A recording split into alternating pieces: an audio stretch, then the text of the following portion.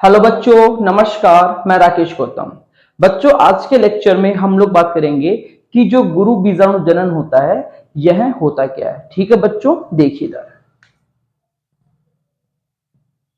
गुरु बीजाणु जनन। ध्यान रखना बच्चों कि जो आपका जो गुरु बीजाणु जनन जो टॉपिक है आपका, बहुत ही इजी टॉपिक है। इसको हम बहुत ही इजी तरीके से समझने की कोशिश करेंगे।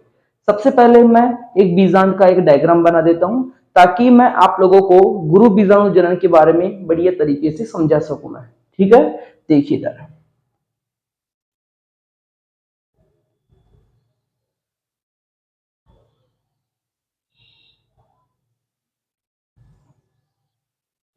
यहां पर आपको दिख रहा होगा बच्चों, इसे क्या कहेंगे? यह है बीजांड की संरचना, मतलब गुरु बीजाणु धानी। किसकी संरचना है? गुरु बीजाणु धानी की संरचना बना रहा हूं। इसमें दिख रहा होगा सबसे बाहर की तरफ क्या बच्चों? ये अध्यावरण है। इसे क्या कहेंगे? अध्यावरण कहेंगे। इसके जस्ट जो नीचे वाला जो सीरा होता है, ठीक है, ये वो एरिया है जहां पर अध्यावरण अनुपस्थित होता है। इस जगह को कहेंगे बच्चों बीजांड द्वार। क्या कहेंगे इसे? बीजांड द्वार कहते हैं। बीजांड द्वार का जस्ट अपोजिट एंड, ऊपर वाला जो सिरा होगा, इसे निभाग कहते हैं। इसे क्या कहते हैं? निभाग कहते हैं। ध्यान रखना कि जो अध्यावरण होता है, इस अध्यावरण के अंदर की जो अध्यावरण के अंदर का जो भाग है, ठीक है, इस हिस्से को कहेंगे बच्चों, क्या कहेंगे? बीजांड काय। ये है बीजांड काय। ठीक है, इस बीजांड काय के अंदर बहुत सारी कोशिकाएं पाई जाती है। इसमें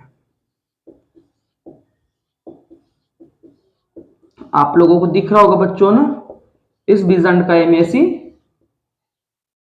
बहुत सारी कोशिकाएं पड़ी होती है। क्या होता है बच्चों की जो बीजांड द्वार वाला जो क्षेत्र होता है, बीजांड द्वार वाला जो सीरा होता है, इसकी तरफ एक कोशिका आकार में बढ़ जाती है। जैसे मान के चलिए कि इसमें से कोई एक कोशिका है, ठीक है, जैसे कि ये वो कोशिका है जिसका आकार बढ़ गया है। क्या कहा मैंने? बीजांड द्वार जो क्षेत्र होता है, इसकी तरफ की कोई एक कोशिका आकार में बढ़ जाती है। जिस कोशिका का आकार बढ़ गया है ना, इस कोशिका को कहेंगे बच्चों गुरु गुरु बीजाणु मात्र कोशिका। क्या कहेंगे इसे? गुरु बीजाणु मात्र कोशिका कहते हैं, जो कि कैसी होती है बच्चों? आपकी 2-1 होती है। कैसी होती है? 2-1 होती है। अब क्या करेंगे बच्चों कि यहां पर मैं एक काम करता हूं, आपकी जो गुरु बीजाणु मात्र कोशिका है, इसको मैं बाहर निकाल लेता हूं मैं। ठीक है, देखिए इधर, ये आपकी 2-1 कोशिका है, जिसे क्या कहते हैं? गुरु बीजाणु मात्र कोशिका। क्या कह रहे हैं इसे? गुरु बीजाणु मात्र कोशिका कह रहे हैं। इस गुरु बीजाणु मात्र कोशिका में सबसे पहले बच्चों अर्धसूत्री विभाजन प्रथम होता है। इसमें क्या होता है? अर्धसूत्री विभाजन प्रथम होता है, जिसकी वजह से यहां पर दो कोशिकाओं का निर्माण होता है और दोनों कोशिकाएं अगुणित होती है। आगे चलकर इन दोनों कोशिकाओं में बच्चों होगा अर्धसूत्री विभाजन सेकेंड। इन दोनों कोशिकाओं में क्या होगा? अर्धसूत्री विभाजन सेकेंड होता है, जिसकी वजह से 4 कोशिकाओं का निर्माण होता है। और चारों कोशिकाएं कैसी होगी बच्चों? एन होती है। कैसी होती है? एन होती है। और यहाँ पर जो चारों कोशिकाएं बनी है ना, इन चारों कोशिकाओं को कहते हैं गुरु बीजाणु। क्या कहेंगे इसे? गुरु बीजाणु कहते हैं। तो आपको समझ में आया होगा कि किस तरीके से गुरु बीजाणु मात्र कोशिका गुरु बीजाणुओं का निर्माण करती है। ध्यान रखना बच्चों, जब गुरु बीजाणु मात्र कोशिकाओं में अर्धसूत्री विभाजन संपन्न होता है, तब कुल 4 गुरु बीजाणुओं का निर्माण होता है, जिसमें से 3 गुरु बीजाणु क्या होंगे बच्चों? नष्ट हो जाएंगे। नष्ट गुरु बीजाणु, याद रहेगा, 4 में से 3 गुरु बीजाणु नष्ट हो जाते हैं। जो एक गुरु बीजाणु बचता है, इसे कहेंगे बच्चों क्रियाशील गुरु बीजाणु कहते हैं। क्या कहेंगे इसे? क्रियाशील गुरु बीजाणु कहते हैं इसे। क्या कहते हैं इसे? क्रियाशील गुरु बीजाणु कहते हैं। यह क्रियाशील गुरु बीजाणु ही आगे चलकर क्या बनाता है, भ्रूणकोश बनाता है। क्या बनाएगा, भ्रूणकोश बनाएगा, जिसे मादा युग्म कोद्भिद कहते हैं। क्या कहते हैं, जिसे मादा युग्म कोद्भिद कहते हैं।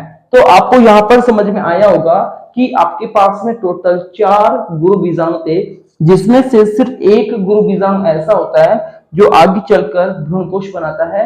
तो ध्यान रखना बच्चों, इस विकास को क्या कहेंगे हम लोग, इसे कहते हैं एक बीजाणुज, एक बीजाणुज विकास। क्या कहेंगे इसे, एक बीजाणुज विकास, मतलब मोनोस्पोरिक, मोनोस्पोरिक परिवर्तन। याद रहेगा इतना, समझ में आया कि नहीं है इतना, बताइए मुझे। तो बच्चों इस तरीके से आपका जो गुरु बीजाणु जनन जो टॉपिक है पूरी तरीके से कंप्लीट होता है। एक बार मैं वापस से इसको रिकैप कर देता हूं, ठीक है। देखिए इधर मैंने क्या बताया कि यहाँ पर मेरे पास में एक बीजाणु की संरचना है, जिसे हम गुरु बीजाणुधानी कहते हैं। इसके अंदर क्या होता है, सबसे बाहर अध्यावरण होता है, अध्यावरण के अंदर बीजांडकाय होता है। बीजांडकाय में बहुत सारी कोशिकाएं पड़ी होती है, इसमें से एक कोशिका आकार में बड़ी हो जाती है, जो कि बीजांड द्वार क्षेत्र की तरफ पाई जाती है। जिस कोशिका का आकार बढ़ जाता है उसे गुरु बीजाणु मात्र कोशिका कहते हैं। यह गुरु बीजाणु मात्र कोशिका आपकी कैसे होती है, 2n होती है, द्विगुणित होती है। आगे चलकर मैंने क्या किया बच्चों की जो गुरु बीजाणु मात्र कोशिका थी, ये वाली थी, इसको मैं यहाँ पर उठा के ले आता हूँ। इसके अंदर क्या किया मैंने, अर्धसूत्री विभाजन प्रथम किया, जिसकी वजह से 2 कोशिकाओं का निर्माण होता है। इन दोनों कोशिकाओं में अर्धसूत्री विभाजन सेकंड होता है, जिसकी वजह से 4 कोशिकाओं का निर्माण होता है, जिन्हें गुरु बीजाणु कहते हैं। 4 गुरु बीजाणुओं में से 3 गुरु बीजाणु नष्ट हो जाते हैं, जो एक गुरु बीजाणु बचता है इसे क्रियाशील गुरु बीजाणु कहते हैं। यह क्रियाशील गुरु बीजाणु आगे चलकर भ्रूणकोश का निर्माण करता है, जिसे हम मादा युग्म कोद्भिद भी कहते हैं। ध्यान रखना, 4 में से क्या कह रहा हूं मैं कि यहाँ पर जो 4 गुरु बीजाणु, चारों के चारों गुरु बीजाणुओं ने भ्रूणकोश नहीं बनाया है बच्चों। यहाँ पर सिर्फ एक गुरु बीजाणु ऐसा है जिसने आगे चल के क्या बनाया है, भ्रूणकोश बनाया है, जिससे हम क्या कहते हैं, एक बीजाणु विकास, मोनोस्पोरिक परिवर्तन कहते हैं। तो ठीक है बच्चों, उम्मीद कर सकता हूं आप लोगों को जो गुरु बीजाणु जनन जो टॉपिक है बहुत ही बढ़िया तरीके से समझ में आया होगा। अब हम नई वीडियो में मिलेंगे, एक नए कंटेंट के साथ मिलेंगे। तब तक जय हिंद, जय भारत बच्चों।